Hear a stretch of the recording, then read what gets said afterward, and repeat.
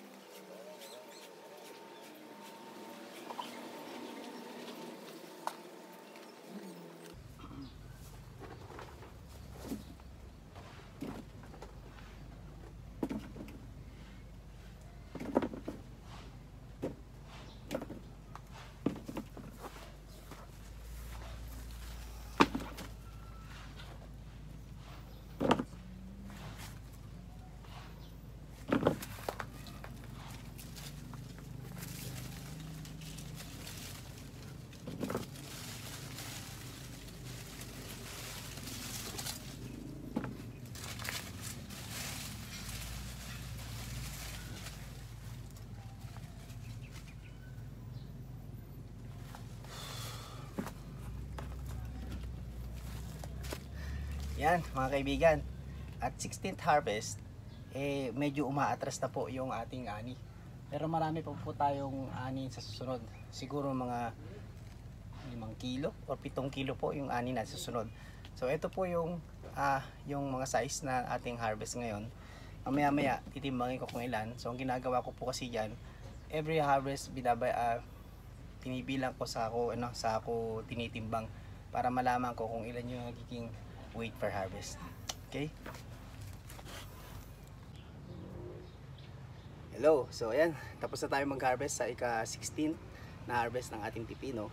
And ang naobserbahan ko lang, medyo lumiliit na yung ating mga bunga. At ganito na yung mga sizes natin. And yung quality niya napo-compromise na rin. Kasi ito nga yung sign na medyo tumatanda na po yung ating pipino. So yung pong ating mga bunga nagkakaroon na po ng ganitong occurrence. Yan. Normal na po yan. Kasi po hindi na kayang, kumbaga parang tumatanda na kasi yung ating halaman. Yan. So ina-harvest ko na po ito. Sa ating pong market, ito po ay segunda price na. So marami pa rin naman pong primera, yung mga class A. Katulad po nito, yan. Sakto-sakto lang po ito sa ating target market. Okay? So bibilangin ko ngayon sa ako titimbangin kung kailan po tayo sa 16th harvest natin. Siguro mga 1 week na lang po ito at tapos na. Papalitan na po natin ng panibagong crop. So what, ano po itatanim natin uli? Pipino po ulit itatanim natin, Emerald F1. And i-share ko po sa inyo yung from preparation, no, reconditioning ng bed up to harvest po uli. Okay? So bilangin ko lang kung nakailang piraso ko nung harvest para matimbang natin, mailagay natin sa ating data.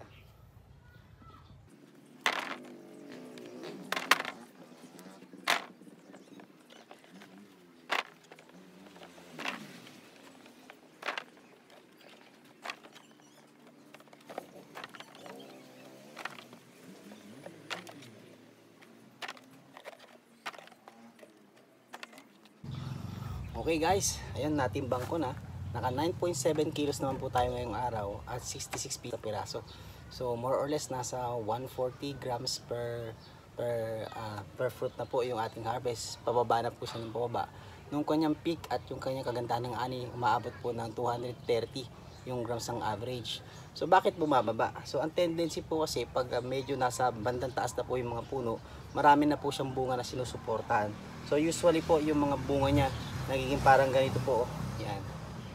So bumababa talaga and talagang haharvestin natin para ma-make sure na hindi po magkumulang dun sa puno yung ating mga bunga. So may mga cases din po ng ganito na dinadamage po to yung uod na green, kinakakat po niya yung leaves, ay yung skin ng fruit. Okay? Then ano pa yung mga usual na deformities. Ito po ito, yan. Nagtutulis po yung dulo. Senyales na kulang po, yung kinukulang na po siya sa nutrient.